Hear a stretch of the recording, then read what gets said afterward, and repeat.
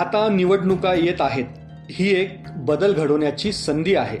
जे केंद्रात आणि राज्यात सत्तेमध्ये आहेत त्यांची आरोग्याबाबतची कामगिरी काय? जन आरोग्य अभियानाने 10 मुद्द्यांवर या कामगिरीचे रिपोर्ट कार्ड तयार केले आहे, जे नुकतेच आरोग्य हक्क संसदेत सादर करण्यात आले. चला या रिपोर्ट कार्डमध्ये काय आहे ते आपण पाहूयात. सरकार आरोग्यावर पुरेसा निधी खर्च करते का? आरोग्यासाठी अतिशय अपुरा बजेट. भारतातील 28 राज्यांपैकी महाराष्ट्र राज्य आपल्या अर्थसंकल्पात सर्वात कमी खर्च म्हणजे फक्त 4.1% आरोग्यावर करते. म्हणजे हे सरकार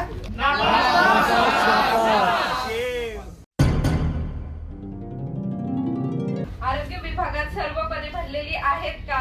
आरोग्य विभागात वर्षानुवर्ष प्रचंड प्रमाणात पदे रिक्त असून अजूनही आरोग्य विभागात आणि वैद्यकीय शिक्षण विभागात मिळून 32,000 पेक्षा जास्त पदे रिक्त आहेत. म्हणजे हे शासन ह्या रिपोर्ट कार्ड मध्ये सुद्धा नापास आहे.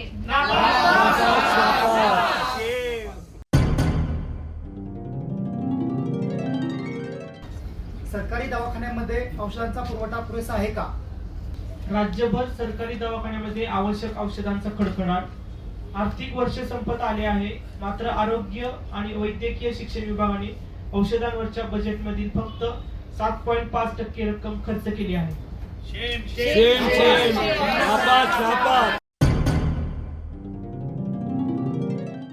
शहरांमध्ये आवश्यक सरकारी आरोग्य व्यवस्था आरोग्य सेवा उपलब्ध आहे का? परिस्थिती अशी आहे की सर्व राज्य व शहरांमध्ये सरकारी आरोग्य सेवा खुंटलेली आहे. देशात सर्वात जास्त शहरी लोकसंख्या महाराष्ट्रात आहे, मात्र शहरातील सरकारी हॉस्पिटलांच्या खाटांची संख्यामध्ये आपला नंबर भारतात 8वा. या रिपोर्टमध्ये सुद्धा आपण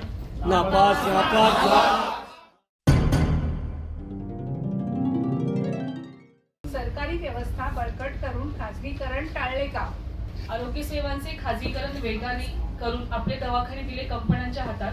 राज्यभर रुग्णवाहिका, प्रयोगशाळा, MRI, CT स्कॅन सेवा खाजगी कंपन्यांच्या हातात देऊन टाकल्या आणि आता संपूर्ण जिल्हा रुग्णालयाचे खाजगीकरण करण्याची तयारी आहे.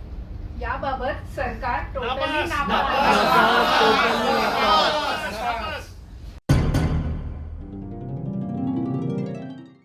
नियमांप्रमाणे खाजगी रुग्णालयात रुग्ण हक्कांची अंमलबजावणी होते का? महाराष्ट्राच्या 29 महापालिका व 36 जिल्ह्यांपैकी फक्त 5 ठिकाणी कायद्याप्रमाणे तक्रार निवारण कक्ष चालू आहेत. बहुतांश खासगी हॉस्पिटलमध्ये दरपत्रक व रुग्ण हक्क सनद लावलेले नाही. म्हणजेच काय?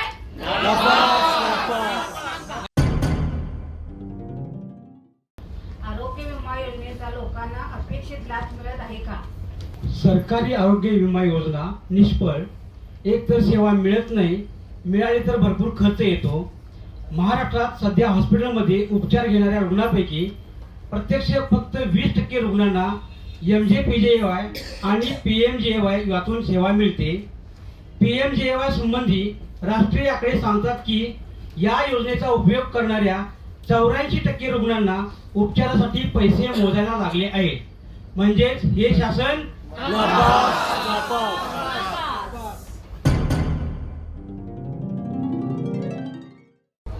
कंत्राटीकरण, अपुरे मानधन, जास्त कामाचे ओझे यामुळे लाखो आरोग्य कर्मचारी असमाधानी आहेत.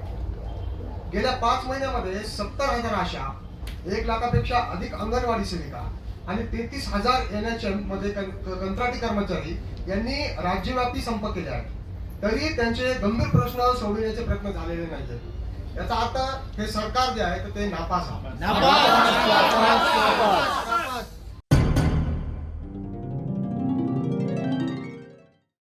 महाराष्ट्रात कुपोषण आणि ॲनिमिया कमी झाला का? आणि महाराष्ट्रात मुलांमधील कुपोषणाचे उंचीच्या प्रमाणात कमी वजन हे प्रमाण 25.6% आहे, जे देशातील सर्व राज्यांपेक्षा जास्त आहे. महिलांमधील ॲनिमियाचे प्रमाण हे 54% आहे. हे खूप जास्त आहे आणि पूर्वीपेक्षा वाढलेले आहे. त्यामुळे हे सरकार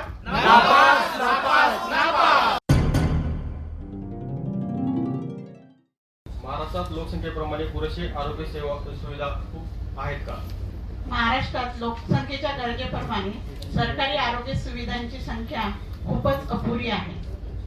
राज्याची लोकसंख्या सातत्याने वाढत आहे, पण आरोग्य केंद्रांची संख्या अजूनही 2001च्या निकषाप्रमाणेच आहे.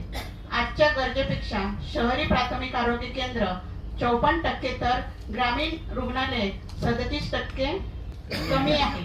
या मुद्द्यावर हे सरकार सुद्धा नापास झालेलं आहे. आरोग्य सेवा